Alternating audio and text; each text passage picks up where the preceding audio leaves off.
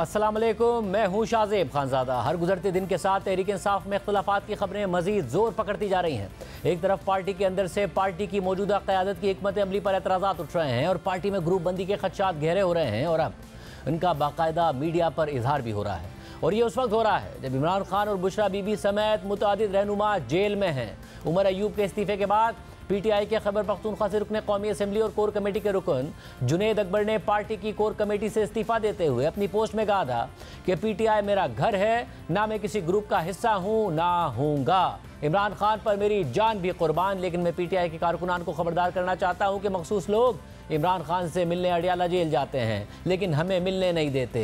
इन लोगों के एक दूसरे से मफादात हैं। हमें सिर्फ यही बताया जाता है कि मौजूदा पार्टी पॉलिसी इमरान खान की है। बदकिस्मती यह है कि सारे फैसलों के बेनिफिशरी यही लोग, इनके ख़ानदान और दोस्त हैं। उनमें अक्सरियत इन लोगों की है जिन्होंने 9 मई के बाद गुब्बारे तक नहीं उड़ाए। जुनेद अकबर ने मजीद लिखा कि मैं कारकुनों की गालियों का हिस्सा नहीं बनना चाहता। फैसलों में मेरा कोई इख्तियार नहीं है और ना इमरान खान तक मेरी रसाई है, इसलिए मैं कोर कमेटी से इस्तीफा देता हूँ। वर्कर्स के साथ मिलकर इमरान खान और सूबे में जिन लोगों ने हमारे वर्कर्स के साथ ज्यादती की उनके एहतसाब के लिए तहरीक शुरू करेंगे। इसी तरह आज तहरीक इंसाफ के सीनियर रहनुमा शौकत यूसुफजई ने जियो न्यूज़ के प्रोग्राम जियो पाकिस्तान में गुफ्तगू करते हुए कहा कि पार्टी में सीनियर रहनुमाओं को नजरअंदाज किया जा रहा है। सीनियर लोगों की भी इमरान खान से मुलाकात कराई जाए। चीज में है कमी है और वो उस पे पार्टी के अंदर जो आप रिफ्ट देख रहे हैं ना, रिफ्ट नहीं है बेसिकली, लेकिन एक हर बंदा अपनी भड़ास निकालता है और वो रिफ्ट या इस वजह से इख्तिलाफ है कि इमरान खान के साथ जो मुलाकातें हो रही हैं उसमें जितने सीनियर लोग हैं उनको अवॉइड किया जा रहा है। अब ये इस बात पे थोड़ा सा जो है ना पार्टी के अंदर वो है कि तहफ़्फ़ुज़ात हैं। इससे पहले तहरीक इंसाफ के मरकजी सेक्रेटरी जनरल कौमी असम्बली में अपोजिशन लीडर उमर अयूब ने पार्टी ओहदे से इस्तीफा दे दिया था। उमर अयूब ने इस्तीफा देते हुए कहा था कि वो एक वक्त में 2 ओहदों पर काम नहीं कर सकते, लेकिन बाज़ हल्के उनके इस्तीफे की वजह पार्टी के अंदर जारी इख्तिलाफात को करार दे रहे हैं। इस हवाले से आज मखसूस नशिस्तों के केस की समाअत के बाद सुप्रीम कोर्ट के बाहर गुफ्तगू करते हुए तहरीक इंसाफ के चेयरमैन बैरिस्टर गौहर खान ने कहा है कि उमर अयूब के इस्तीफे के बाद पार्लिमानी कमेटी ने फैसला किया है कि इमरान खान उमर अयूब का इस्तीफा कबूल ना करें। इस हवाले से वो इमरान खान से बात करेंगे। सारी पार्लियामेंट्री पार्टी ने यूनानिमसली रिजॉल्व किया है कि इस फैसले को और रिजिग्नेशन को आप एक्सेप्ट ना करें और वो काम कंटिन्यू करें। कल इंशाल्लाह ताला खान साहब के साथ मेरी मीटिंग होगी, खान साहब उस पर फाइनल फैसला करेंगे। पार्टी के साबिक़ा अरकान भी पीटीआई की मौजूदा लीडरशिप पर मुसलसल तनकीद करते नजर आ रहे हैं और ये कह रहे हैं कि मौजूदा क़यादत के होते हुए इमरान खान जेल से बाहर नहीं आ सकेंगे और ये रहनुमा पार्टी में वापसी चाहते हैं। इस हवाले से आज ज़राए से खबर भी सामने आई कि इमरान खान की हिदायत पर एक 7 रुकनी कमेटी कायम कर दी गई है जो पार्टी में साबिक़ा रहनुमाओं की वापसी का फैसला करेगी। कमेटी बैरिस्टर गौहर, असद कैसर, हामिद खान, शिबली फराज और शहरियार आफरीदी पर मुश्तमिल होगी। शानदाना गुलजार खवातीन के केसेस को देखेंगी और उनके पार्टी छोड़ने की वजूहात पर रिपोर्ट देंगी, जबकि अडियाला जेल में कैद पार्टी के सीनियर रहनुमा शाह महमूद कुरैशी कमेटी की सरबराही करेंगे। इस हवाले से ज़राए का यह भी कहना था कि पार्टी क़यादत की रिहाई तक किसी भी साबिक़ रहनुमा की पार्टी में वापसी को रोक दिया गया है और इमरान खान की रिहाई के बाद ही उन रहनुमाओं की वापसी का फैसला होगा। लेकिन इस हवाले से बैरिस्टर गौहर खान ने कमेटी बनने की खबरों की तरदीद करते हुए कहा कि जो लोग पार्टी छोड़ गए हैं उनके लिए कोई कमेटी नहीं बनी। उनके पार्टी में आने का फैसला इमरान खान करेंगे। वो जैसी हिदायत देंगे हम वैसा करेंगे। जो लोग छोड़ के गए उनके लिए कोई कमेटी नहीं बनी है। वो खान साहब की जवाबदीद है। खान साहब जेल के अंदर से डायरेक्शन दे, जेल के बाहर से डायरेक्शन दे, जब डायरेक्शन दे उनके फैसले इंशाल्लाह ताला करेंगे। थैंक यू कबूल होगा। देखो अभी फिलहाल हमने खान साहब के सामने नहीं रखना, खान साहब की इंस्ट्रक्शन नहीं। दूसरी जानिब पार्टी छोड़कर जाने वाले रहनुमा मुसलसल पार्टी क़यादत को तनकीद का निशाना बना रहे हैं। गुज़िश्ता रोज़ जियो न्यूज़ के प्रोग्राम नया पाकिस्तान में बात करते हुए साबिक़ वफाकी वज़ीर फवाद चौधरी ने कहा कि मौजूदा पार्टी क़यादत को लीडरशिप नहीं कहा जा सकता है। रऊफ़ हसन तनख्वाहदार मुलाजिम है जबकि हामिद खान मुश्किल वक्त में ऑस्ट्रेलिया में थे। इसको आप पीटीआई की लीडरशिप कह रहे हैं, वो बुनियादी तौर के ऊपर तो लीडरशिप नहीं है। मसलन रऊफ़ हसन अगर आपके प्रोग्राम में आते हैं तो वो तो एक पेड जो हैं वो मुलाजम है पार्टी में, तो लीडरशिप जो है वो तो उनको नहीं कहा जा सकता। जो दूसरे हामिद खान वगैरह हैं, जब हुकूमत टूटी, हामिद खान साहब कहाँ थे? हामिद खान साहब जो हैं वो उस वक्त ऑस्ट्रेलिया में अपनी प्रॉपर्टीज़ के ऊपर उनकी देखभाल में मसरूफ़ थे। जो मौजूदा लीडरशिप है तहरीक इंसाफ की, आप देखिए कि उनकी पॉलिटिकल पार्टी है, उनका कोर कमेटी है। इमरान खान को बाहर निकालने के लिए उनकी कोई हिकमत अमली मुझे समझ नहीं आई है। ये कहना, एक वकील आ जाता है, वो कहता है जी ईद के बाद इमरान खान आ जाएंगे, वो कहता है उधर से हो जाएगा। देखिए, इसका मतलब ये है कि ये तो फिर सियासत को समझते ही नहीं है, और इससे ख़तरा मुझे सिर्फ ये है, इमरान खान जो हैं वो और कई महीने जेल में रहेंगे और इनके पास कोई सलूशन नहीं है कि वो इमरान खान को कैसे वो बाहर लाएंगे। इनकी जो पॉलिटिकल अंडरस्टैंडिंग है वो बिल्कुल ही, आप समझिए, मीडियोकर से भी नीचे है। और जुमे को हमारे ही प्रोग्राम में हामिद खान ने फवाद चौधरी पर यह राय दी थी। फवाद चौधरी साहब भी लीगल स्ट्रेटजी पर भी तनकीद कर रहे हैं, ये भी कह रहे हैं कि जिनके पास वक्त क़यादत है, उनके कद इतने नहीं है और वो दूसरों को आने नहीं देना चाहते, इनसिक्योर हैं और इनकी सारी तवज्जो अपने ओहदे रखने पर है। उनके मुंह से ये बातें सुननी वैसे ही अफसोसनाक है। किस मुंह से वो इस किस्म की बातें करते हैं, जो पार्टी को मुश्किल वक्त में छोड़कर भाग गए, अब भी किसी के इशारे पे जानबूझकर पार्टी के खिलाफ इस किस्म की तनकीद कर रहे हैं। इमरान इस्माइल तो, और ये भी, इन दोनों ने जाके जो पार्टी बनवाई गई थी उस वक्त इस्तेहकाम पार्टी है, उसमें शमूलियत हासिल कर ली थी। वो तो सबसे बड़ा नुकसान जो पार्टी को पहुंचाने वाले लोगों में से ये शामिल है जिन्होंने एक पार्टी के अंदर से एक पार्टी निकाल के बनाई थी। सिर्फ मौजूदा और साबिका पार्टी रहनुमाई नहीं, मुमकिन इत्तेहादी भी तहरीक इंसाफ की क़यादत पर तनकीद कर रहे हैं। गुज़िश्ता रोज़ पार्टी की मरकज़ी मजलिस शूरा के इजलास के बाद प्रेस कॉन्फ्रेंस से खिताब करते हुए जमीयत उलमा इस्लाम के सरबराह मौलाना फजलुर रहमान ने कहा कि PTI के खिलाफ 10-12 साल से संजीदा तहफ़्फ़ुज़ात हैं। PTI की क़यादत में यकसुई नज़र नहीं आती और इस वक्त तक मुज़ाकरात के लिए कोई बाज़ाब्ता टीम का ऐलान भी नहीं हुआ है। PTI के खिलाफ 10-12 साल कबल से हमारा मौक़िफ़ और उस हवाले से हमारे तहफ़्फ़ुज़ात बहुत संजीदा हैं। बसद एहतराम कि पाकिस्तान तहरीक इंसाफ की क़यादत में किसी यकसुई का फ़ुक़दान है। पार्टी के सरबराह की तरफ से वफूद आते हैं, वो हमारे साथ मामलात को तय करने की हिदायत लेकर आते हैं, लेकिन इस वक्त तक उन्होंने किसी मुज़ाकराती टीम का बाज़ाब्ता ऐलान नहीं किया है। मौलाना के इस बयान के बाद आज खबर सामने आई कि अपोजिशन के ग्रैंड अलायंस के लिए स्टीयरिंग कमेटी के क़याम का फैसला कर लिया गया है। इस हवाले से ज़राए का कहना है कि स्टीयरिंग कमेटी PTI और JUI के मुमकिन इत्तेहाद से मुतालिक TORs तय करेगी। कमेटी में दोनों जमातों के 5-5 रहनुमा शामिल होंगे और कमेटी मुमकिन एहतजाज से मुतालिक हिकमत अमली तय करेगी। साथ ही तहरीक इंसाफ का वफ्द रवां हफ्ते मौलाना फजलुर रहमान से मुलाकात करेगा। इसके अलावा मौलाना फजलुर रहमान ने एक बार फिर मुल्क में नए इंतखाबात का मुतालबा करते हुए कहा कि इलेक्शन के अमल में इस्टेब्लिशमेंट और खुफिया इदारे मुदाखलत न करें।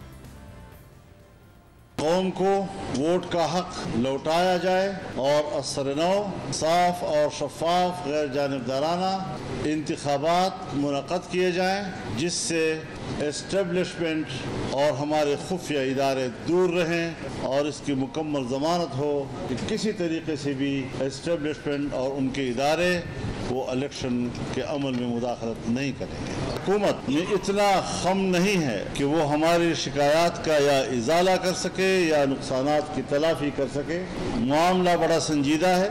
जब तक उसूली मामलात पर इत्तिफाक नहीं हो जाता और शफाफ इंतखाबात की ज़मानत मुहैया नहीं की जाती, मनाने और राज़ी करने के अल्फाज का क्या माना।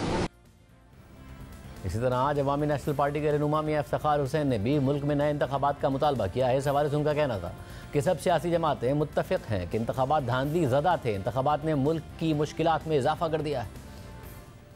इलेक्शन कमीशन नाकाम, एस्टेब्लिश ने मुदाखलत की, नताइज जो है वो बनाए गए और उस नताइज के ज़रिए जो इलेक्शन सामने आए उसने मजीद बिगाड़ पैदा की, मुश्किलात में इजाफा हुआ। हम तो यही कह रहे कि इस मुल्क में गैर जानिबदार मुदाखलत से पाक और शफाफ इलेक्शन होगा तो मर्ज में कमी आएगी।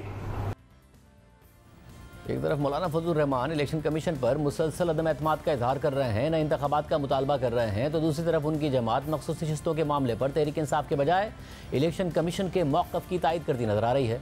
और आज सुप्रीम कोर्ट में मखसूस नशिस्तों से मुताल्लिक़ केस में जमीयत उलमा इस्लाम ने इलेक्शन कमीशन के दलाइल को इख्तियार कर लिया और इसकी वजह ज़ाहिर रही है कि सुन्नी इत्तेहाद काउंसिल को नशिस्तें ना मिलने का फ़ायदा JUI को भी ज़्यादा नशिस्तें मिलने की सूरत में हुआ है। इस हवाले से PTI के चेयरमैन बैरिस्टर गौहर खान ने कहा है कि 2 सीटें हमें मिलें या उनको तहरीक इंसाफ की की वजह से दोनों का एजेंडे पर बात हो रही है। एक इलेक्शन में धांधली और दूसरा मुल्क में आज़ाद अदलिया के हवाले से, और दोनों नकात लॉन्ग टर्म है। एक इनकी 2 सीटें हैं, 2 सीटें हमें मिले उनको मिले, ये एक पार्टी के अपना स्टैंड है, लेकिन इन लॉन्ग टर्म में हम जो उसके साथ अलायंस करना चाह रहे हैं वो 2 पॉइंट एजेंडा है कि इलेक्शन कभी रेग ना हो और जुडिशरी हमेशा के लिए इंडिपेंडेंट हो। इस सारी सूरत हाल में अब से कुछ देर पहले तहरीक इंसाफ की कोर कमेटी का इजलास हुआ है, जिसमें 3 करारदादें मंजूर हुई हैं। जियो न्यूज़ के नुमाइंदे हैदर शराजी ने कोर कमेटी के इजलास को कवर किया है। इख्तलाफात के हवाले से मुसलसल वो अपनी खबरें सामने लाते रहे। हैदर शराजी, बहुत शुक्रिया पेशों में ज्वाइन करने के लिए। क्या मामलात हुए हैं आज कोर कमेटी के इजलास में? क्या मामलात बेहतर हुए? क्या हुआ?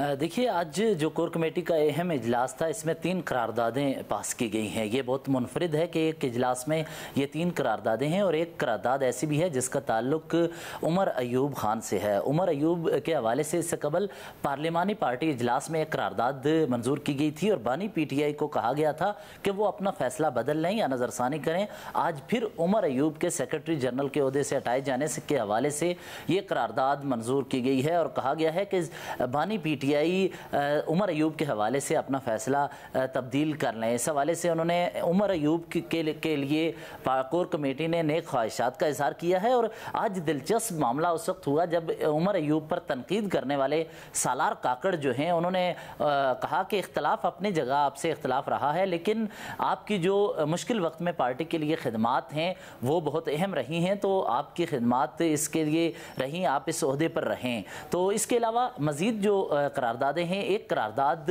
पार्टी डिसिप्लिन के हवाले से थी कि पार्टी डिसिप्लिन की कोई भी खिलाफ वर्जी अगर करता है तो उसको पार्टी से निकाला जाएगा और 7 दिन के अंदर अंदर उसके बारे में फैसला किया जाएगा। ये सख्त फैसला किया गया है, क्योंकि इससे कबल हमने देखा था कि पार्टी के रहनुमा जुनैद अकबर हो गए, सालार काकड़ हो गए, शरफजल मरवत हो गए या दीगर रहनुमा हो गए, वो तनकीद करते थे। उन्होंने सोशल मीडिया प्लेटफॉर्म्स पर भी इसका इजहार किया, और जुनैद अकबर ने तो खुलकर कहा है कि बानी PTI से मुलाकात के लिए अफराद के मेंबर सीनियर क़यादत के आपस में चूँकि मफादात हैं, तो लिहाजा दूसरे किसी को इन नहीं होने दे रहे। और तीसरा बहुत अहम था कि बानी PTI के हवाले से उन्होंने कहा है कि जो PTI को छोड़कर जाने वाले रहनुमा, खासकर फवाद चौधरी भी उसमें शामिल हैं। तीसरी ये करारदाद है कि पार्टी के मुश्किल वक्त में साथ देने वालों पर पार्टी छोड़ जाने वाले जो तनकीद कर रहे हैं उसका सख्त तरीन जवाब दिया है, और कहा है कि उनको किसी किस्म का कोई हक नहीं। आज कोर कमेटी इजलास में मेंबरान ने यह राय दी कि सख्त जवाब दिया जाए और ऐसे अफराद जो पार्टी के मुश्किल वक्त में साथ देने वालों पर तनकीद कर रहे हैं इनको वापस पार्टी में ना लिया जाए। तो ये आज 3 करारदादें हुई हैं। चौथा, आज एक कोर कमेटी इजलास में एक मेंबर ने यह भी कहा कि जुनैद अकबर ने जो इस्तीफा दिया, इस इस्तीफे के बाद मामला कोर कमेटी में ना रखा गया। उन्होंने हालांकि इल्जामात लगाए, लिहाजा जुनैद अकबर समेत मुतअद्दिद जो मामलात हैं कोर कमेटी में रखे जाएं। यहाँ पर रखने के बाद ही आगे कोर कमेटी मुश्तरका लाए अमल तय करे। इसके अलावा मौलाना फजलुर रहमान के हवाले से भी आज बड़ी पेशरफ्त हुई है कि मौलाना फजलुर रहमान से अब कमेटी वफ्द की सूरत में जो मेंबरान हैं इकट्ठे होकर जाएंगे। 1-2 रोज़ में वो मौलाना फजलुर रहमान से मुलाकात करेंगे, मखसूस नशिस्तों के हवाले से बातचीत होगी, मुशावरत होगी मौलाना फजलुर रहमान से। और दूसरा, उसमें यह भी एक मेंबर ने कहा कि अली अमीन गंडापुर पर वहाँ से तनकीद हुई, पार्टी पर तनकीद हुई, इस पर भी असद कैसर वहाँ जाकर बातचीत करें और इस पर मामलात को आगे बढ़ाएं। तो ये कोर कमेटी में मिला जुला रद्द अमल रहा है। लेकिन मगर शायद ये भी बताएगा कि ये क्या मसला है कि एक तरफ खबर आती है कि एक मुज़ाकराती एक कमेटी बनाई गई है जो फैसला करेगी कि कौन कौन रहनुमा है जिनको वापस लिया जा सकता है, फिर गौहर खान साहब उसको डिनाई करते हैं, फिर कल उनकी मीटिंग होने जा रही है इमरान खान साहब से। क्या मामला है ये? देखिए, ये मेरी खबर है और इस हवाले से बैरिस्टर गौहर साहब डिनाई करें, वो इसकी नफ़ी करें, उनका हक है। लेकिन इस हवाले से बानी PTI का जो फैसला है वो ये कि उनकी या पार्टी के दीगर सीनियर क़यादत की रहाई तक किसी भी रहनुमा को वापस ना लिया जाए। और आज कोर कमेटी में भी यही फैसला किया गया है कि पार्टी में वापस आने के हवाले से फैसला अभी नहीं किया जाएगा और जो तनकीद कर रहे हैं उन्हें सख्त जवाब दिया जाए। तो इस हवाले से बानी पीटीआई ने इससे कबल मशवरा किया था, उनसे एक वकील की जानिब से और एक सीनियर रहनुमा की मौजूदगी में उन्हें कहा कि चंद अफराद पार्टी में वापस छोड़कर जाने वाले आना चाहते हैं तो क्या करें, जिस पर बानी पीटीआई ने उन्हें कहा कि रहाई के बाद ये फैसला होगा। और उन्होंने at that time Shah Mahmood Qureshi की तरफ ये इशारा करते हुए कहा था कि कुरैशी साहब इसका फैसला करें, जिस पर ये आगे बढ़ते हुए चीज़ों पर इतनी पेशरफ्त ना हुई। लेकिन अब ये फैसला किया गया है कि बानी पीटीआई और दीगर क़यादत की रहाई के बाद ही एक कमेटी तश्कील दी जाएगी, जिस कमेटी को चेयर शाह महमूद कुरैशी करेंगे। उसमें असद कैसर होंगे, हामिद खान होंगे, उसमें ख्वातीन के चूँकि मामलात थे तो उसमें शानदाना खुलजार होंगी जो कि ख्वातीन के हवाले से रिपोर्ट इस कमेटी में रखेंगी और हतमी फैसला बानी पीटीआई करेंगे। लेकिन इसमें एक बड़ी दिलचस्प बात है कि बानी पीटीआई से एक मुलाकात के मौका पर चंद ख्वातीन का जिक्र किया गया। तो बानी पहले तो रहनुमाओं की वापसी का जिक्र किया, लेकिन बानी पीटीआई ने तो रहनुमाओं के हवाले से सख्ती का इजहार करते हुए कहा कि मैं जानता हूं कि किसने कुर्बानियां दी। जब ख्वातीन के नाम लिए गए उस मौका पर मैं अगर बताऊं तो शीरी मिजारी, मलाइका बुखारी और मुसरत चीमा के हवाले से खान साहब ने कहा कि मैं जानता हूं इन पे मुश्किलात रही हैं, तो इनके हवाले से उन्होंने एक सॉफ्ट कॉर्नर बताया है। और मेरे ज़राए ये बता रहे हैं कि इनकी पार्टी में वापसी के इम्कानात हैं, लेकिन रहनुमाओं की रहाई के बाद ये तमाम फैसले होंगे। उससे कबल बानी पीटीआई ने अपने रहनुमाओं को जो पैगाम लेके आए थे उन्हें कहा था कि केसेस पर रहनुमा वर्कर्स की रहाई तक उस पर तवज्जो दें, बजाय इसके कि आप किसी की सिफारिश मेरे तरफ लेके आएँ। और बानी ने कहा, यह भी बताया, उन्हें कहा कि आज के बाद सिफारिश मेरे सामने किसी की ना लाए, मैं जानता हूं कि किसने कितनी कुर्बानियां दी। इस वक्त पार्टी की क़यादत और वर्कर्स की रहाई ज़्यादा अहम है, बजाय इसके कि रहनुमाओं को वापस लिया जाए। तो इस पर मजीद पेशरफ्त हुई है। बहुत शुक्रिया, तफसीलात बता रहे थे। हमारे साथ सीनियर साहब ज़ुल्फ़िकार बड़ाई साहब मौजूद हैं, जिन्होंने गुज़िश्ता दिनों गौहर खान साहब का इंटरव्यू किया, तहरीक इंसाफ की क़यादत से भी मुलाकात की, उनके पास क्या बात है। बहुत शुक्रिया सुलेमानी साहब हमसे गुफ्तगू करने के लिए। आपने पिछले दिनों गौहर खान साहब का इंटरव्यू किया और वो इंटरव्यू करते हुए पार्लिमानी पार्टी के इजलास की भी आपने कार्रवाई देखी, मुतादिद दूसरे रहनुमाओं से आपने मुलाकात की। ये मामला आपको भी यही लगा जब आपने ज़ाती तौर पर देखा कि वाकई मौजूदा क़यादत इस वक्त डिलीवर नहीं कर पा रही है, या जितना ये कर सकते हैं उतना ही कर रहे हैं, मौजूदा हालात में ज़्यादा कर नहीं सकते, इन पर तनकीद अनफेयर हो रही है? मेरा ख्याल है कि जो इस वक्त जो तीन बड़े लोग मुझे नज़र आए पार्लिमानी पार्टी में, असद कैसर साहब, उमर अयूब साहब और बैरिस्टर गौहर खान साहब, एक तो मुझे इनमें काफ़ी हारमोनी नज़र आई कि इनकी काफ़ी आपस में अंडरस्टैंडिंग है।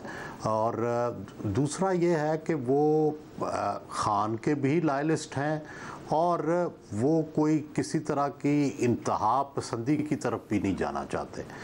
लेकिन दूसरी तरफ मुझे पार्टी के अंदर जो बहुत से लोग हैं वो बड़े मुस्तरब और बड़े बेचैन हैं, ख़ासकर जो असम्बली से बाहर हैं, ख़ासकर जिनको वो समझते हैं कि हराया गया है, या वो लोग जो जेलों में रहे हैं वो बड़े मुस्तरब हैं और वो ये समझते हैं कि ये लोग जो असम्बली में जाके बैठ के हैं शायद कंप्रोमाइज्ड हैं और वो उस तरह से जद्दोजहद नहीं कर रहे, कॉल नहीं दे रहे, सड़कों पे नहीं आ रहे। लेकिन मेरा ये ख्याल है कि बड़ी इस वक्त जोश से ज़्यादा होश की ज़रूरत है, और जोश 8 फरवरी को जो नज़र आया है अब उसको ट्रांसलेट करने की ज़रूरत है होश के ज़रिए कि कैसे आगे बढ़ना है। और उसके लिए जब तक आप एक आज़ादाना इलेक्शन कमीशन, इसी तरह आप ये इंश्योर नहीं करते कि जो पिछली धांधली हुई है उसका किस तरह मुदावा है, और ये ज़ाहिर है तभी मुमकिन है जब कोई फ़ैसला कुन मुज़ाकरात हों विद पॉलिटिकल पार्टीज़, और फिर ज़ाहिर है उस जब वो मुज़ाकरात हो जाएंगे तो फिर मुक़्तदरा के साथ भी जो है किसी न किसी तरीके से बात होगी। तो फिर इस सब में जो स्ट्रेटजी आपको फिर आपको नज़र आता है कि जिस तरीके से फिर मौजूदा क़यादत लेके जा रही है वो वैसे ही चल रहे हैं जिस तरीके से इमरान खान साहब ने कहा है, या वाकई इन पर जो इल्ज़ाम लग रहा है कि ख़ुद खान साहब से मिलते हैं और उसके बाद आके पता नहीं जो बातें करते हैं वो खान साहब के अहकामात होते हैं या नहीं होते हैं? खान साहब को आप भी जानते हैं, ऐसा हो सकता है कि ऐसा हो रहा हो पार्टी के अंदर? नहीं, मेरा ख्याल है कि ये जो लोग हैं ये कंप्लीट लॉयल्टी जो है वो दिखा रहे हैं और कोई फ़ैसला खुद करते ही नहीं है। ये हर चीज़ की खान साहब से अप्रूवल लेते हैं और फिर फ़ैसला करते हैं, क्योंकि उनको पता है कि उनकी कोई हैसियत नहीं है खान साहब के अलावा, और अगर खान साहब ने उनकी किसी एक फ़ैसले को भी रद्द कर दिया तो ये भी ज़ीरो हो जाएंगे। तो मेरा ख्याल है इतनी तो ये इतने सालों से उनके साथ चल रहे हैं, ख़ासकर असद कैसर और उमर अयूब, तो इतनी बात तो वो समझते हैं कि भाई कोई चीज़ खान साहब की अप्रूवल और उनको सुनाए बगैर जो है वो नहीं की सकती। लेकिन एक तो डेफिनेटली प्रॉब्लम है ना कि वो सारे लोग ना खान साहब से मिल पाते हैं, ना सारे लोग जो हैं वो खान साहब को अपनी बात सुना पाए हैं, और ना खान साहब जो हैं वो एक कोई ऐसा फ़ैसला कर सकते हैं कि इन सब को साइड लाइन करके और कोई नई क़यादत जो है उसको एकोमोडेट कर लें। तो जितनी देर तक कोई जेल में होता है उस वक़्त तक ये प्रॉब्लम रहते हैं कम्युनिकेशन के। और दूसरा मुझे याद आता है एक पैरेलल कि जब भुट्टो साहब जेल में थे तो इसी तरह दो जो ग्रुप थे वो पैदा हो गए थे। एक ग्रुप कहता था कि बस फ़ौज से लड़ पड़ें, बस इनकलाब ले आएँ और जो है सड़कों पे निकल पड़ें, क्यों नहीं हम जेलें तोड़ देते, क्यों नहीं हम लड़ पड़ते सबसे।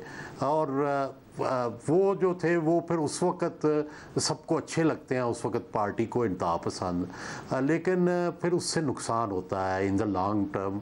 और जो लोग सेंसिबल बात कर रहे होते हैं कि कोई रास्ता निकालना चाहिए, वही फिर पार्टी को बचा के लेके जाते हैं। तो इस वक्त भी जो दोनों ग्रुप हैं इंतहा पसंदी का और दूसरा ग्रुप जो मॉडरेट है, ये ज़ाहिर है इनका दोनों का कॉम्बिनेशन होना चाहिए। और इनमें एक अच्छी बात जो मुझे नज़र आती है कि सब खान की तरफ देखते हैं, इमरान खान की तरफ देखते हैं, और जैसा इमरान खान मेरा ख्याल है वो कहेंगे, इस वक्त उनको अल्टीमेट पोजीशन हासिल है। अगर वो ये कहें कि फ़लाँ बंदा जो है वो सदर है तो वो सदर हो जाएगा, और वो कहें कि फ़लाँ बंदा ज़ीरो है तो वो ज़ीरो हो जाएगा। तो ये उन्हें एडवांटेज हासिल है। और मेरा ख्याल है कि कोई सिस्टम भी किसी ज़ीरो को फिर हीरो नहीं बना सकेगा। तो इसलिए ये अभी कोई जितने भी इख्तलाफात हैं इनमें फ़ैसला कुन हैसियत बहरहाल इमरान खान को हासिल है। हाँ, अगर कोई पार्टी के अंदर दरारें पड़ गई या खान साहब ने सिर्फ एक ग्रुप को तरजीह दे दी तो फिर जाहिर है दूसरा ग्रुप जो है वो डिसहार्ट होगा, और वो डिसहार्ट होने के बाद क्या फ़ैसला करेगा वो अभी इल्म नहीं है। मतलब पीटीआई बहुत देखती है मौलाना फजल रहमान की तरफ कि अगर हम सड़कों पर आएंगे तो उनके साथ आएंगे। अब मौलाना कह रहे हैं कि पीटीआई की अपनी क़यादत में यकसुई नहीं है, इस वक्त तक मुज़ाकरात के लिए कोई बाज़ाब्ता टीम का ऐलान नहीं हुआ है। तो फिर जो अचकज़ई साहब वाला इनिशिएटिव था वो पहले उन पर मुकम्मल एतमाद का इजहार हुआ, फिर वो भी नहीं लगा कि आगे बढ़ा। ये क्या मसला नज़र आता है आपको? नहीं, देखें जी, वाहिद मेरी नज़र में एक सियासत के अदना तालिब इल्म की हैसियत से मेरा ख्याल है कि जो अचकज़ई साहब वाला जो इनिशिएटिव था that was the best for PTI, क्योंकि पॉलिटिकल पार्टी से भी वो उसमें डायलॉग की बात थी, कुछ प्लेजेस करने थे, माजी की कुछ गलतियों से निकलना था। तो यही वाहिद रास्ता था पीटीआई का कि वो ऑब्लिवियन में से और आइसोलेशन से निकल के दूसरी पॉलिटिकल पार्टीज़ के साथ जाए। लेकिन वही जो इंतहा पसंद ग्रुप है वो कोई भी किसी कॉम्प्रोमाइज़ की तरफ जाने नहीं देता, यही सबसे बड़ा मसला है। और दूसरी तरफ ये है कि खान साहब भी किसी हद तक सच्चे हैं।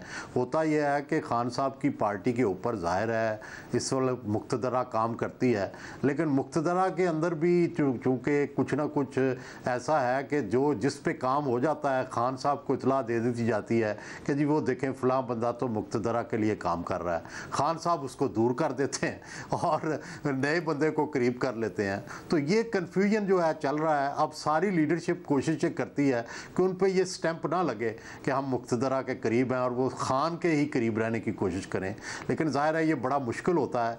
जो इस वक्त मैदान सियासत में है या पार्लिमान में है वो कैसे सिस्टम से मुकम्मल बगावत करके उसके सामने खड़े हो जाएं। वो ज़ाहिर है उनको राब्ते भी करने पड़ते हैं, स्पीकर से भी मीटिंग करनी पड़ती है, वज़ीर आज़म से भी हाथ मिलाना लाना पड़ता है, लेकिन दूसरी तरफ इंतहापसंद जो है पार्टी के अंदर और जो बहुत ही अपने आप को लॉयलिस्ट करार देते हैं वो इसको भी बुरा मानते हैं और वो कहते हैं कि ये तो कॉम्प्रोमाइज़ है। लेकिन मेरा ख्याल है कि सेंसेबल अप्रोच यही होगी कि एक पॉलिटिकल कंसेंसस की तरफ जाया जाए। अचकज़ई साहब जो हैं ये उनके के लिए एक बहुत बड़ा रिलीफ साबित हो सकते हैं, लेकिन पीटीआई अगर ये रास्ता अपनाए और खान साहब ने जिस तरह से शुरू से ये अपनाया है इसी को अगर जारी रखें और थोड़ा एतमाद भी करें महमूद अचकज़ई साहब पर, तो शायद कोई रास्ता जो है वो जल्द निकल सके। सब एक कॉन्फिडेंस ये है, और जाहिर है अब उस कॉन्फिडेंस को कंटिन्यू होते होते महीने हो गए हैं कि इमरान खान साहब को अब जेल में रख नहीं पाएगी हुकूमत या फिर इस्टेब्लिशमेंट, और उन्हें लगता है कि जजिस की तरफ से जो फैसले आ रहे हैं, अब जाहिर सिर्फ एक फैसला और रह गया है जिसको भी 12 जुलाई तक आना है, वो इद्दत का केस है कि इमरान खान साहब बाहर आ जाएंगे तो सारे मसाइल हल हो जाएंगे। आप ख्याल में बगैर मुज़ाकरात के, बगैर मामला तय किए बाहर आ जाएंगे इमरान खान साहब? देखिए, हमारे यहाँ जो माजी की तारीख़ है उसको अगर देखा जाए तो नहीं लगता कि वो बाहर आएंगे बगैर एस्टेब्लिशमेंट की ब्लेसिंग के या उनकी नॉड के। हमारे यहाँ अदलिया जो पावर कॉरिडोर्स हैं उनके साथ बराह रास्त अगर टकराएगी तो मेरा नहीं ख्याल कि ये टकराव ना मुल्क के लिए मुफीद हो सकता है ना अदलिया के लिए मुफीद होगा।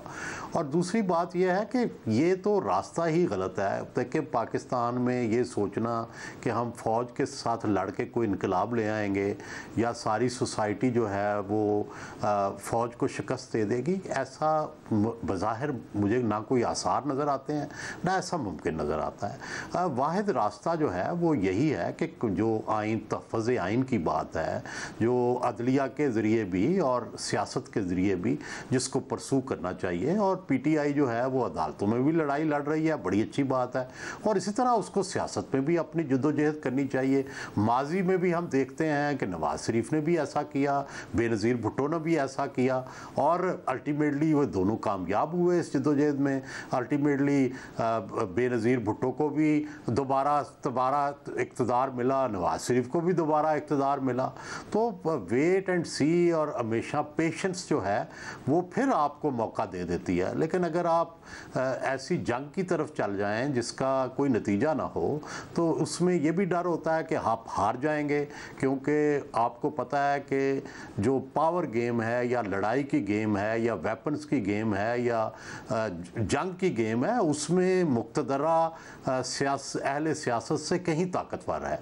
तो ये तो उनकी डोमेन है। अहले सियासत का काम तो सिर्फ पुरअमन सियासी जद्दोजहद है, अदालतों के ज़रिए, सड़कों के ज़रिए, गुफ्तगू के ज़रिए, अपनी पब्लिक सपोर्ट के ज़रिए, यही रास्ता बेहतर होता है। आप कोई ना मुसल्ला जद्दोजहद के ज़रिए हमने देखा कि जितनी भी कोशिशें हुई, चाहे वो अल-जुल्फ़िकार की थी, चाहे कोई और माजी में आपने देखा सूबाई सतह पर अगर कोई मूवमेंट्स हुई तो बज़ाहिर वहाँ पे चाहे फ़ौज जितनी भी कमज़ोर हो वो अल्टीमेटली उनके पास चूँकि लीगल कॉन्स्टिट्यूशनल प्रोटेक्शन होती है वही जीतते हैं। तो आज पाकिस्तान में कुछ अनहोनी हो जाए तो नहीं कहा जा सकता कि अदलिया अनहोने फ़ैसले दे दे और इस्टेब्लिशमेंट झुक जाए या जो है अवाम का इतना जम्मे गफूर निकल आए कि जो है फ़ौज को पीछे हटना पड़े। मुझे तो ऐसी अनहोनियाँ अभी फ़िलहाल नज़र नहीं आ रही, क्योंकि 9 मई के बाद कोई एक बड़ा जलसा भी नहीं हो सका, कोई बड़ा एहतजाज पूरे पंजाब में नहीं हो सका। जबकि हम देखते हैं कि पीपल्स पार्टी जब जनरल ज़ियाउल हक का मार्शल लॉ था, कोड़े लग रहे थे, लोगों को फांसियां हो रही थी, तब भी वो दाता दरबार का भी कॉल देते थे, कभी लोग अपने आप को आग लगा लेते थे। तो जज्बात ज़रूर लोगों के भड़के हुए हैं। ड्राइंग रूमों में आप सुनते हैं लोग पब्लिक में बात करते हैं इमरान के हक़ में और दूसरी बात सुनने को तैयार नहीं है, लेकिन कोई कुर्बानियां देने के लिए भी और सड़क पर आकर गोलियां खाने को भी तैयार नहीं है। शुक्रिया सुहेल भाई साहब हमारे साथ मौजूद थे। पुराने ब्रेक शामिल करते हैं, एक और आम खबर इस पर बात करेंगे ब्रेक के बाद। सुप्रीम कोर्ट में मखसूस रिश्तों के केस की आज एक और अहम समाअत हुई और एक दफ़ा फिर जजेस और वकला के दरमियान दिलचस्प मुकालमे भी हुए हैं। साथ ही आज इलेक्शन कमीशन के वकील सिकंदर बशीर महमद ने अपने दलाइल मुकम्मल कर लिए, जिसके बाद नून लीग के वकील ने मखसूस नशिस्तों पर कामयाब करार दिए गए अरकान के वकील मखदूम अली खान के दलाइल अपना लिए। पीपल्स पार्टी के वकील ने मखदूम अली खान और इलेक्शन कमीशन के वकील के दलाइल अपना लिए और JUI के वकील ने भी हैरानकुन तौर पर इलेक्शन कमीशन के वकील के दलाइल अपना लिए, जिस पर जजेस ने भी हैरत का इजहार किया। जबकि खैबर पख्तूनख्वा हुकूमत के वकील ने सुन्नी इत्तिहाद काउंसिल के वकील फैसल सिद्दीकी के दलाइल अपना लिए, जिसके बाद अटॉर्नी जनरल ने दलाइल दिए जो कल की समात में भी जारी रहेंगे। लेकिन आज दौरान समात JUI की सियासी पोजीशन के हवाले से एक दिलचस्प सूरत हाल और तजाद सामने आया, जिस पर जजेस ने भी हैरत का इजहार किया। दौरान समात JUI के वकील कामरान मुर्तज़ा ने रोस्ट्रम पर आकर कहा कि वो इलेक्शन कमीशन के दलाइल अपना रहे हैं, तो देखिए इस पर जजेस का क्या रद्द-ए-अमल था। On behalf of JUI sir, हम अडॉप्ट कर रहे हैं the arguments of Election Commission of Pakistan. आप कह रहे हैं कि इलेक्शन कमीशन ने ठीक काम किया, मेक अ स्टेटमेंट। ऐसा है कि हम स्टेप इन नहीं हुए थे प्रोसीडिंग में, हमें बुलवाया गया था, बाकी लोग स्टेप इन हुए थे। आपका स्टांस क्या है कि इलेक्शन कमीशन ने ठीक काम किया? जोर से बोल रहे कुछ आपकी वो कुछ टीवी पे कुछ चल रहा था, कुछ पता नहीं आप प्रेस कॉन्फ्रेंस कल हुई तो उसमें क्या इलेक्शन क्या बात कर रहे हैं, थोड़ा सा कॉन्ट्रडिक्शन। सर इसलिए हम अडॉप्ट कर रहे हैं इलेक्शन कमीशन ऑफ पाकिस्तान को। मखदूम साहब के सर हम इलेक्शन कमीशन ऑफ पाकिस्तान क्योंकि दस्तूरी अदारा है, हम किसी पार्टी के साथ नहीं जा रहे। अच्छा, आज सुप्रीम कोर्ट में इलेक्शन कमीशन के एक अहम कानूनी तजाद पर भी बहस हुई, जिसका बैकग्राउंड आपके सामने रखते हैं। फाटा के खैबर पख्तूनख्वा में इंजमाम के बाद जुलाई 2019 में उन अजला में सूबाई असम्बली की नशिस्तों के लिए इंतखाबात हुए, जिनमें 7 आज़ाद अरकान भी मुंतखब हुए, जिनमें से 3 आज़ाद अरकान ने हैरानकुन तौर पर बलोचिस्तान अवामी पार्टी में शमूलियत इख्तियार कर ली, जिसकी खैबर पख्तूनख्वा असम्बली में कोई नशिस्त ही नहीं थी और उसने इलेक्शन भी नहीं लड़ा था। साथ ही बाप पार्टी ने मखसूस नशिस्तों के लिए तरजीही लिस्ट भी जमा नहीं कराई थी, मगर इसके बावजूद उन 3 आज़ाद अरकान की शमूलियत की वजह से बलूचिस्तान अवामी पार्टी को खैबर पख्तूनख्वा असम्बली में ख़वातीन की एक मखसूस नशिस्त दे दी गई, जिसके बाद खैबर पख्तूनख्वा असम्बली में बाप पार्टी की 4 नशिस्तें हो गई थीं। दौरान समात जस्टिस आयशा मलिक ने जब नुक्ता उठाया तो इलेक्शन कमीशन के वकील ने अपने इस फैसले को ही गलत करार दे दिया। Now in this CM that's been filed 5943 by the Advocate General KPK, they say that in the previous election you allowed reserve seats to the Balochistan Awami Party despite the fact that they didn't participate in the election, nor did they submit a list of candidates for reserve seats for women, but they were given reserve seats. So why has your position changed in this election? I have taken instructions on that CM, my ladyship, and under instructions I submit that the commission has gone through this record, the current commission as proposed. There was a context, my ladyship, the 25th constitutional amendment ke baad when the FATA areas were merged, there's a context in which that happened.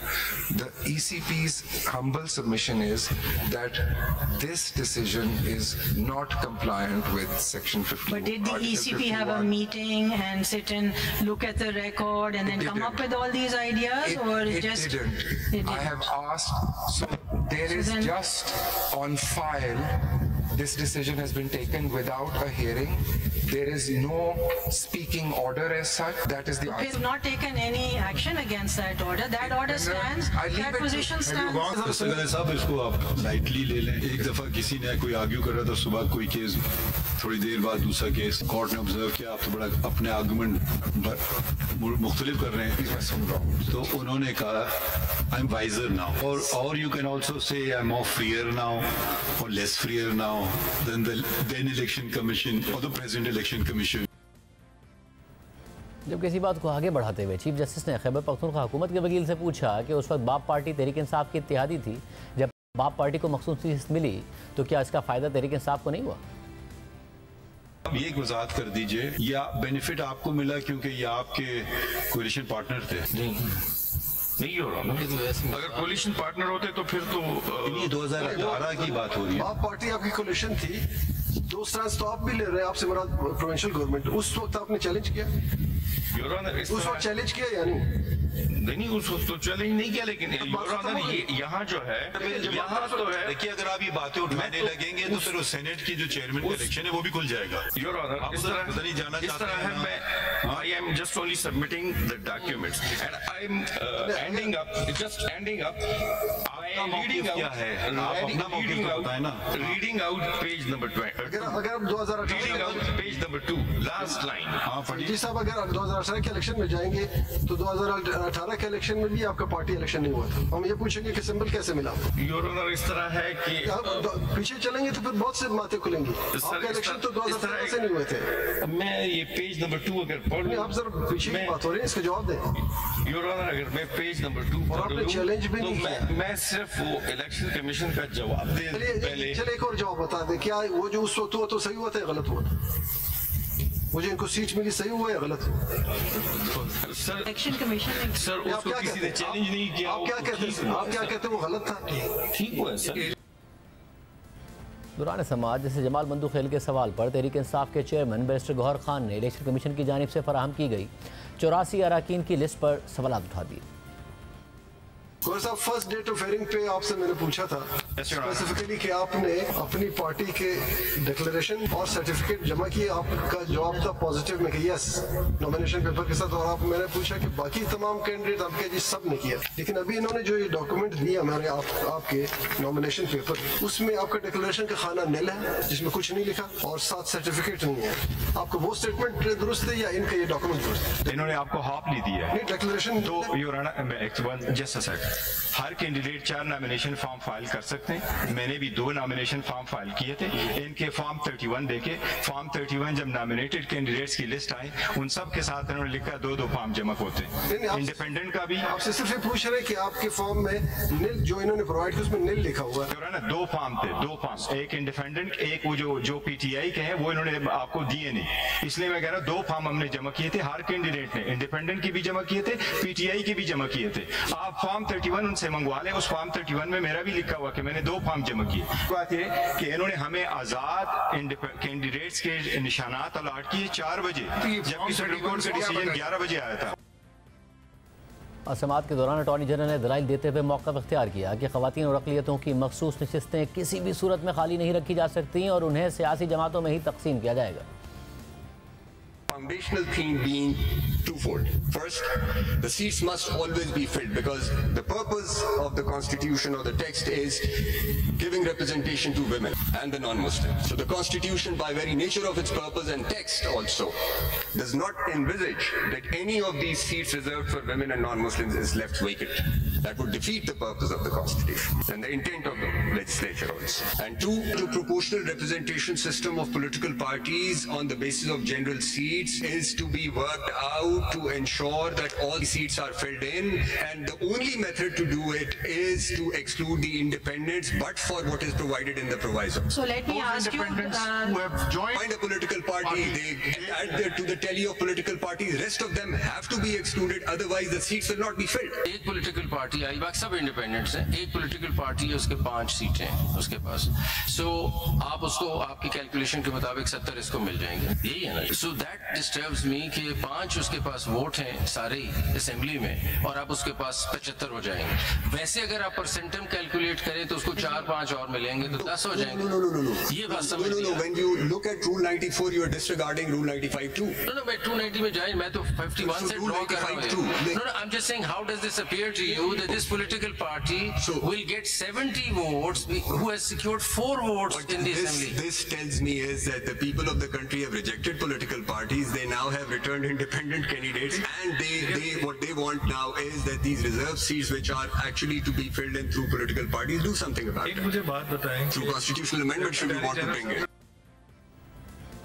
समाअत के आखिर में attorney general के दलाइल के दौरान जजेस का आपस में दिलचस्प मुकालमा भी हुआ। आपका अप्रोच कुछ मेरे अप्रोच से शायद फ़र्क है। मेरे हिसाब से तो अंग्रेज़ी में लिखी हुई ये बात बहुत आसान है। हम पता नहीं कितने दिन गुजार गए हैं आर्टिकल 51(d)(e) की तशरीह करना। ये अगर ऐसे कानून बनने लगे जो किसी को समझ ही नहीं आए और आइन भी किसी को समझ ना आए और उस पर लंबी चौड़ी तशरीह होना शुरू हो जाए। अगर हम सिर्फ इस पे ही रहे आइन पे, इसमें मुझे समझ नहीं आ रही मुश्किल क्या समझने की। आइन क्या कहता है? अगर वो आइन यूं क्यों बना है और वैसे कैसे बना है, मैंने ना उसको चेंज करना है, ना शायद मेरे हिसाब से तो ये बेहतर होता, तो ऐसे हो जाता, वैसे हो जाता, ये मेरा काम नहीं है सर।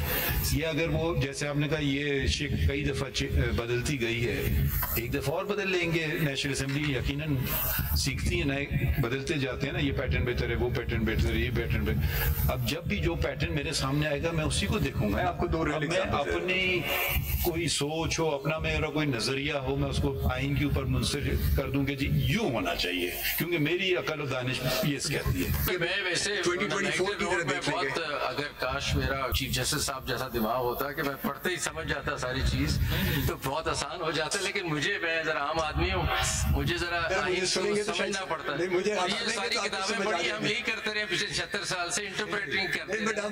इतना आसान होता तो पेज 16 पे आपको देखिए, मैं कहता हूँ जजमेंट ऐसा लिखा जाए जो एक मैट्रिक का तालिब इल्म समझ जाए। जजमेंट्स लिखे जाते हैं, आइन बनाए जाते हैं लोगों के लिए, वकीलों के लिए नहीं बनाए जाते ना जजेस के लिए, ये लोगों के हैं, ये उनकी प्रॉपर्टी है। अब उसमें इतनी मुश्किलें समझने के लिए सवाल जरा कॉम्प्लिकेटेड है, तो उसका जवाब आप कमजोर जजों को भी साथ साथ लेके चले ना।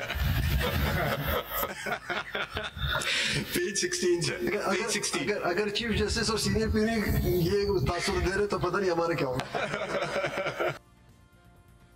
अब इस केस की मजीद समाअत कल 11:30 बजे होगी, जिसमें अटॉर्नी जनरल ने यकीन दहानी कराई है कि वो अपने दलाइल मुकम्मल कर लेंगे, क्योंकि चीफ जस्टिस ने वाजे किया था कि कल जुडिशल कमीशन का इजलास होना है, इसलिए 1:30 बजे तक समाअत ख़त्म करनी पड़ेगी। प्रोग्राम में ब्रेक शामिल करते हैं, उसके बाद जिक्र होगा कि इस्लामाबाद हाई कोर्ट के जजेस ने एक फ़ैसले में खुद अपने चीफ जस्टिस को चार्जशीट किया है, और फैसला है टीरियन वाइट केस का। तो फिलहाल आपके सामने रखेंगे ब्रेक के बाद। Tyrion white case Imran Khan के सियासी करियर पर असरअंदाज हो या ना हो, इस केस में उनकी नाअहली हो या ना हो, मगर यह केस हुकूमत और अदलिया और इदारों को आमने सामने लाने और एक सिटिंग जज की जानिब से अपने ही चीफ जस्टिस को चार्जशीट करने की एक और वजह ज़रूर बन चुका है। और ये वही मामला है जिसमें दबाव का जिक्र इस्लामाबाद हाई कोर्ट के 6 जजेस ने अपने ख़त में भी किया था।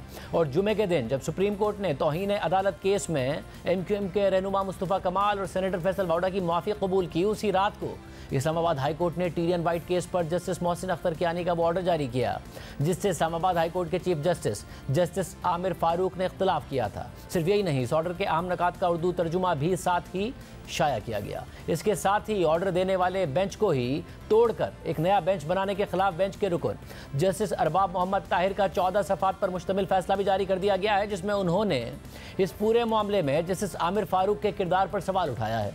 जिस अरबाब मोहम्मद ताहिर के फैसले के मुताबिक अपनी मुबैना बेटी टीरियन वाइट को कागजात नामजदगी में जाहिर ना करने पर इमरान खान की नाअहली की दरख्वास्त जस्टिस आमिर फारूक, जस्टिस अरबाब मोहम्मद ताहिर और जस्टिस मोहसिन अख्तर कियानी ने 30 मार्च 2023 को सुनी, जिसमें जवाब दहिंदा यानी इमरान खान के वकला ने इस दरख्वास्त के काबिल समात होने पर एतराज़ात उठाए। इस नुक्ते पर दोनों फरीक़ैन के तफसीली दलाइल सुनने के बाद फैसला महफूज किया गया और बेंच को फैसला सुनाने के लिए दोबारा इकट्ठा होना था। रिकॉर्ड पर मौजूद मवाद का जायजा लेने से मालूम होता है कि सीनियर प्यूनी जज जस्टिस मोहसिन अख्तर कियानी ने फैसला लिखकर उस पर दस्तखत कर दिए थे। इस फैसले से बेंच में मौजूद एक मेंबर यानी जस्टिस अरबाब मोहम्मद ताहिर ने इत्तफाक किया था और लार्जर बेंच के इन 2 मेंबर्स ने फैसला किया था कि यह दरख्वास्त नाकाबिल समात है। इस बेंच को फैसला सुनाने के लिए दोबारा इकट्ठा होना था और हाई कोर्ट के रूल्स के मुताबिक अगर 2 या 2 से ज्यादा मेंबर्स पर मुश्तमिल डिवीजन कोर्ट में जजेस की राय मुख्तलिफ हो तो उस फैसले को फौकियत दी जाएगी, जिस पर अक्सरियत का इत्तेफाक होगा। इस केस को सुनने वाले बेंच को जब दोबारा बनाया गया तो इसमें जस्टिस तारिक महमूद जहांगीरी और जस्टिस समत रिफत इम्तियाज को शामिल कर लिया गया,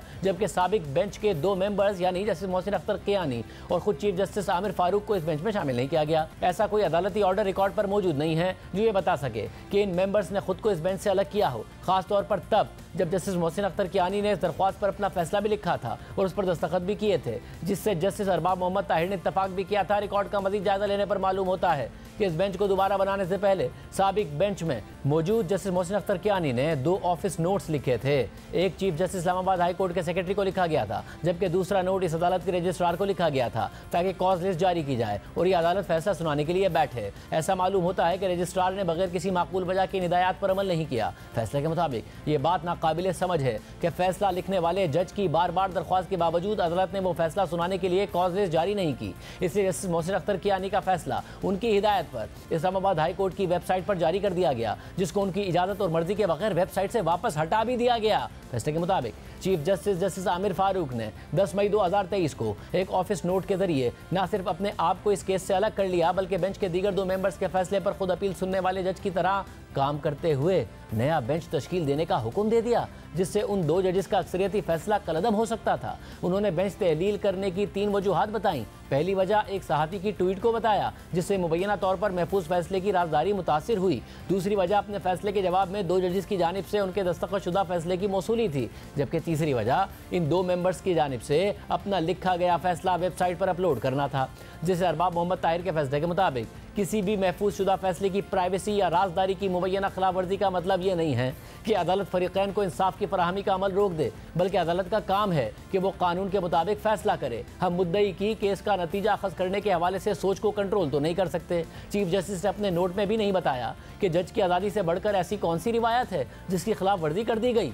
हाल ही में हमने देखा कि सुप्रीम कोर्ट के लार्जर बेंच ने पंजाब और खैबर पख्तूनख्वा में आम इंतखाबात के हवाले से सुमोटो केस में अदालती फैसला आने से पहले अपनी अपनी राय जारी की, जिन पर प्रिंट और इलेक्ट्रॉनिक मीडिया में बहस भी हुई, लेकिन इसको प्राइवेसी की खिलाफ वर्जी नहीं कहा गया। ना ही सुप्रीम कोर्ट का बेंच फैसले की प्राइवेसी की खिलाफ वर्जी करने पर तहलील किया गया। बेंच के 2 मेंबर्स की जानिब से फैसला कॉज लिस्ट की गैर मौजूदगी में अदालत की वेबसाइट पर अपलोड करना कोई गलती या कोताही नहीं है, बल्कि इस अदालत के रजिस्ट्रार की जानिब से खिलाफ वर्जी का नतीजा है, जिससे अरबाब मोहम्मद ताहिर ने अपने फैसले में 3 अहम सवालात उठाए हैं। पहला सवाल यह है कि क्या बेंच इस केस को दोबारा सुनकर दोबारा फैसला दे सकता है, जिसको पहले ही 3 मेंबर लार्जर बेंच का अक्सरियती फैसला नाकाबिल समात करार दे चुका है, जिसमें उतने ही मेंबर्स थे जितने इस नए बेंच में हैं। और क्या इस बेंच के पास अक्सरियती फैसले पर सुमोटो रिव्यू लेने और मेरिट्स का जायजा लेते हुए मुख्तलिफ नतीजे पर पहुंचने का इख्तियार है? इस तनाजुर में साबिक बेंच के अक्सरियती फैसले का क्या कानूनी जवाब होगा? और तीसरा सवाल यह है कि क्या चीफ जस्टिस अपने इंतजामी इख्तियारात को इख्तिलाफ दबाने के लिए इस्तेमाल कर सकते हैं?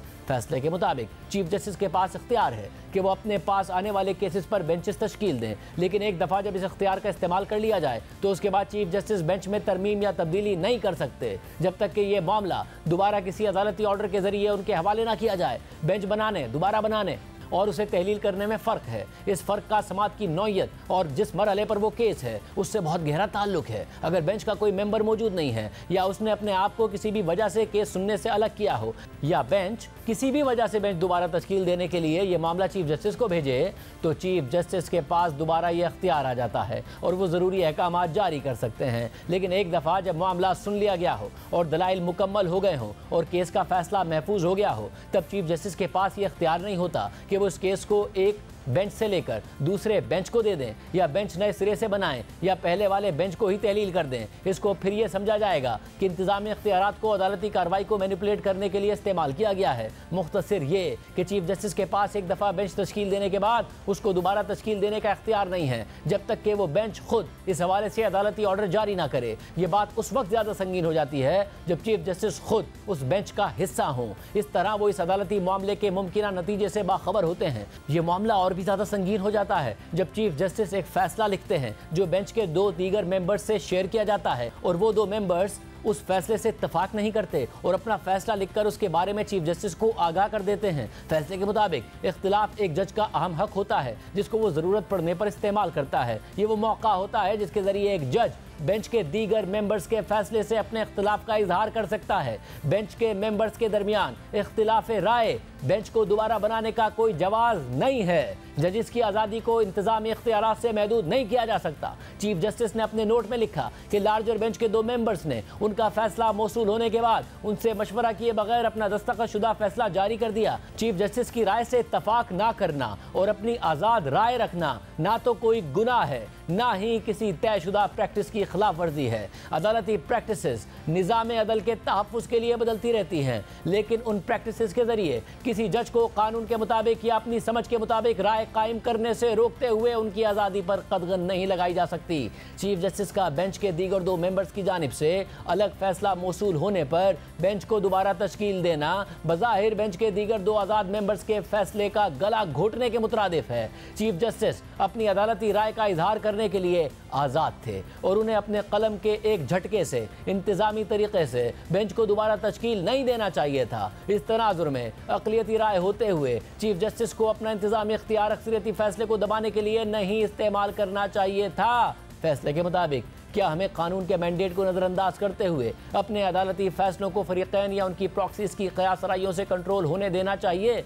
बिल्कुल नहीं। अगर ये अदालत ऐसी बेवकूफ़ाना हरकत का शिकार होती रही तो हम मनफी जहनों को अदालती मामलात में मुदाखलत और उनके मुमकिन नताइज से खेलने का मौका देंगे और अदालत के लिए आज़ाद सालिस के तौर पर काम करना नामुमकिन बना देंगे। यूं अपनी मंशा के खिलाफ फैसले की तवक्को करते ही हर मुद्दई अवामी सतह पर बेबुनियाद इल्ज़ामात लगाते हुए अदालती कार्रवाई मुतासिर करने की कोशिश करेगा। अगर हम ऐसी मिसाल कायम करेंगे तो हम अवाम का कानून की हुक्मरानी, इंसाफ की तरसील और अदलिया की आज़ादी पर एतमाद खो देंगे। फैसले के मुताबिक अदालतों को किसी भी तबसरे का शिकार नहीं होना चाहिए, चाहे वो तौहीन आमेज हो या ना हो। ये सिर्फ एक जज का अपना ज़मीर ही हो सकता है जिसके तहत वो बेंच में शामिल होने या ना होने का फैसला कर सकता है। किसी आईनी या कानूनी पैमाने की गैर मौजूदगी में कोई जज सिर्फ इसलिए केस से डिस्क्वालीफाई नहीं हो सकता कि अदालती मामले के मुमकिन नतीजे पर क़यासराइयाँ हो रही हैं।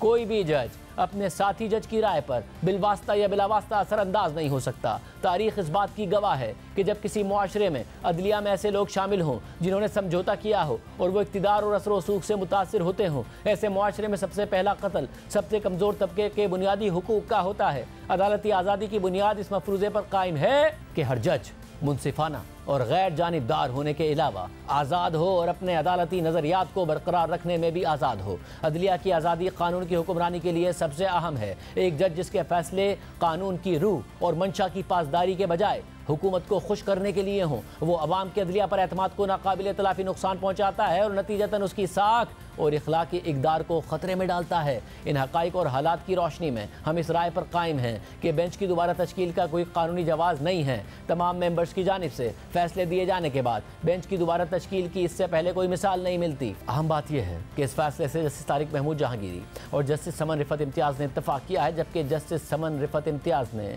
इजाफी नोट भी लिखा है। इसके साथ साथ जस्टिस अरबाब मोहम्मद ताहिर ने जस्टिस मोहसिन अख्तर कियानी के 13 सफ़ात के ऑर्डर को इस फैसले का हिस्सा बनाया है, जिसमें जस्टिस मोहसिन अख्तर कियानी ने टीरियन वाइट केस में इमरान खान की नाअहली की दरख्वास्त नाकाबिल समात करार दी थी। आज के प्रोग्राम में इतना ही डाल दीजिए। अल्लाह हाफ़िज़।